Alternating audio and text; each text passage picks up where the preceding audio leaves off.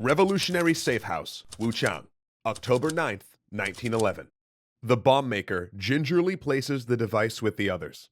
In a few days, these explosives will signal revolutionaries and army officers, along with students and activists, to take up arms. He reaches for another device. The house's doors and windows blow out. Dust swirls the streets. Qing police arrive, and they find a membership book. A book full of army officers' names. They realize where the explosives came from. Police begin hammering on doors.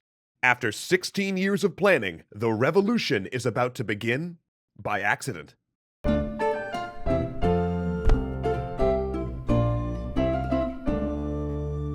The revolutionaries in Wuchang were not part of Sun's faction. They were influenced by Sun and in contact with his alliance, but this uprising, the Wuchang Uprising, turned on local issues. See, when the Empress Dowager and Emperor died in 1908, the Emperor's 2-year-old son inherited the throne. And with the conservative Dowager Empress gone, officials ruling on behalf of the child emperor scrambled to implement reforms. They made moves towards constitutional monarchy, but it was too little too late. Every reform seemed a half measure, and they reneged on promises more than once. The Qing had burned all their credibility, and rumors swirled that they secretly planned to sell China out to foreigners. At which point, they decided to take over the rail networks, with foreign money, and under foreign control. When people protested, Qing troops shot them. Outrage followed. Local revolutionaries in Wuchang planned to make their move, plotting an uprising between the secret societies and sympathizers in the new army, until the accidental bombing forced their hand. October 10th, Double 10 Day. Police round up new army soldiers at random. Tensions are boiling hot. Several officers from the 8th Engineering Battalion corner a sergeant. They suspect he supplied the explosives, or knows who did. Tempers flare. The sergeant draws his revolver. Seconds later, the officers lie dead. The sergeant rallies his unit to mutiny and seize the city's arsenal. New army soldiers tie white cloths around their arms to mark themselves as revolutionaries. The street fighting begins. Revolutionaries storm the city's fort, sending the governor and commanding general into flight. Leaderless, the victory-drunk rebels move on to the neighboring city and force a popular army commander, at gunpoint, to become their commander. They make him draft telegrams to other provincial governments urging them to rise up. More units mutiny. More provinces expel the Qing. In some places, it's nearly a bloodless coup, but in others, revolutionaries massacre Qing officials and Manchu ethnic minorities. By early December, only 8 of China's 22 provinces remain under imperial control. Sun, meanwhile, finds out about the uprising from a newspaper article in Denver. And 4 days later, he learns, again by newspaper, that he's been proposed as the first president of the Republic. He didn't go back. Not immediately.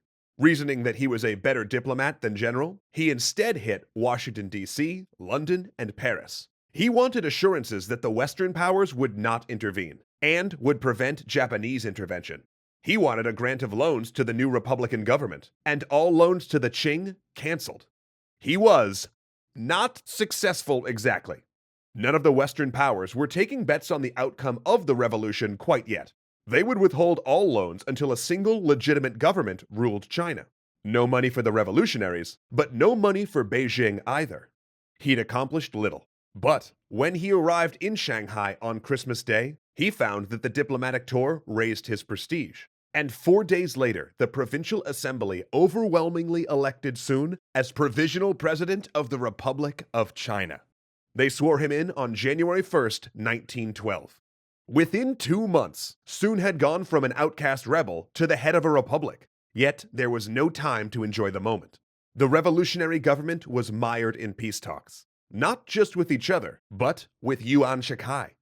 Yuan was currently Prime Minister of Imperial China.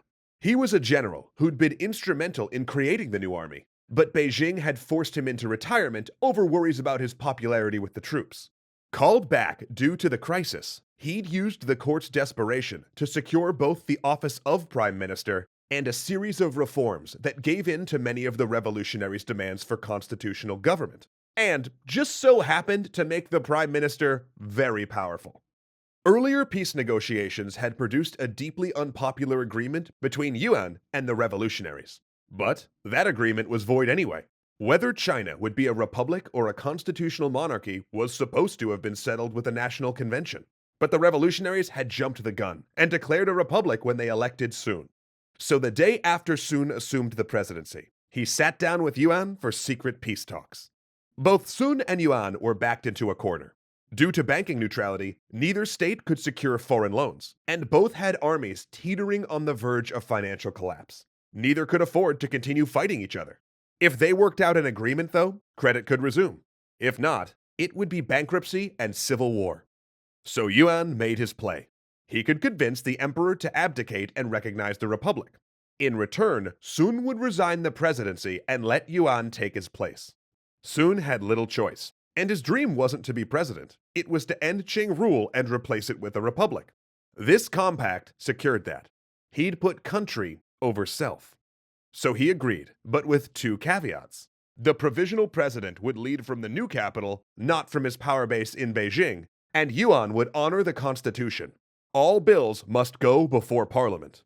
Yuan went north to Beijing. 6 weeks later, the 5-year-old emperor and the officials that controlled him officially abdicated the throne, bringing 268 years of Qing rule and 2,000 years of imperial rule to a close in China. Sun resigned effective April 1st, and Parliament officially elected Yuan as the new president. Afterward, Sun conducted a ceremony in front of the first Ming emperor's tomb, officially conveying that the Qing usurpers had fallen and the Ming dynasty had been avenged. But it soon became clear Yuan was not coming back from Beijing. When called by Parliament, he instigated a fake coup, then claimed he had to stay to put down the rebellion. Parliament compromised and moved the capital to Beijing. In response, Sun, who had not been idle, released the new constitution.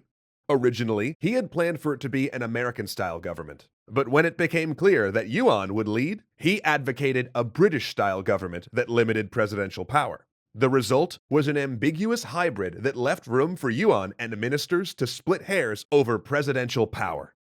In the end, that flawed document would be Sun's presidential legacy, along with a Western calendar and the 5-colored flag, meant to represent the equality of China's 5 major ethnic groups. Sun's allies formed a new political party, the Kuomintang, or Nationalist Party, to oppose Yuan. But to keep the peace, Sun tried to be apolitical, and largely handed control of the party to his friend Song Jiaoren, and took a government position as the head of railway construction. Meanwhile, Yuan Shikai drove out members of parliament opposed to his government, and stacked it with loyalists appointing his own man as prime minister. So in the 1913 elections, Song Jiaoren and the Nationalist Party campaigned hard on a platform of protecting government institutions from Yuan's undue influence. A young charismatic speaker, the 30-year-old Song had warned that Yuan would make himself emperor. The Nationalists won an overwhelming majority. Everyone expected Song to become prime minister, until an assassin gunned him down on a train platform. An assassin investigators linked to Yuan's circle. That was March. In April, Yuan took out a £25 million loan from foreign powers, without consulting Parliament. In May, he ceded control of Outer Mongolia to Russia. None of this sat well with the nationalists. And when nationalists in Parliament accused Yuan of abusing his power, and called for a permanent constitution, he declared them rebels and mobilized the army. Sun and his people went for their guns. The second revolution was at hand. But Yuan's army was just too large. Within 2 months, Sun and his nationalists were back where they'd started, sitting in exile in Japan, trying to overthrow a government in Beijing. From rebel to president and back, all in a little over 2 years. And they watched from afar as Yuan dissolved parliament, watched as he declared democracy a failed experiment, replacing their constitution with a document giving him unlimited power. Watched as he handed provinces out to generals who ruled as military governors. Watched Yuan accept economic demands that, if they came to pass, would make China a Japanese protectorate. And finally, watched as Yuan crowned himself emperor. It had been 20 years since Sun's first uprising, and things had come full circle. There was an emperor in Beijing, Sun was in exile, and he and his comrades were planning and uprising.